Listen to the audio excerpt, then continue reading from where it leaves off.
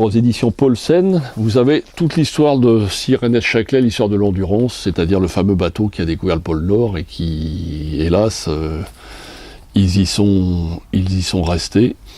Et c'est un superbe bouquin de Sir Ernest Shackleton, c'est-à-dire c'est en fait son carnet de bord qu'ils ont ressorti en livre cartonné et abondamment illustré en noir et blanc. Là, pour le même problème que tout à l'heure, je ne peux pas vous l'ouvrir tellement.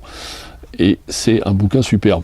Moi, je suis un passionné des grandes explorations du National Geographic et de tout ce qui se passait à la fin du 19e, début du 20e.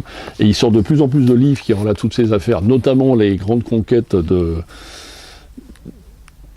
et je l'espère, d'endroits qui vont encore rester un peu sauvages malgré tout ce qu'on peut en dire, c'est-à-dire le pôle Nord ou le pôle Sud, et tous ces bouquins qui sortent sur ces expéditions, c'était vraiment des expéditions folles et complètement terribles, et c'est encore des régions où c'est même de nos jours encore un peu compliqué à aller, donc c'est les derniers territoires sauvages qui restent, et c'est des gens qui, au début du 19e siècle, du 20e siècle, pardon,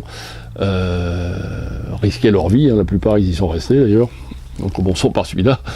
Et c'est toujours assez fascinant de se replonger dans l'histoire de ces explorateurs qui ont fait en fait découvrir aux gens de l'époque un monde que ne connaissaient pas, et c'est toujours un truc un peu aventureux. C'est pour ça qu'il y a des gens qui aiment bien aussi toute l'histoire du Titanic et tout ça, parce que c'est des choses qui se passaient en début du siècle, du XXe siècle, et qui sont absolument, qui restent malgré le temps passé absolument fascinantes. Enfin, en tout cas pour moi.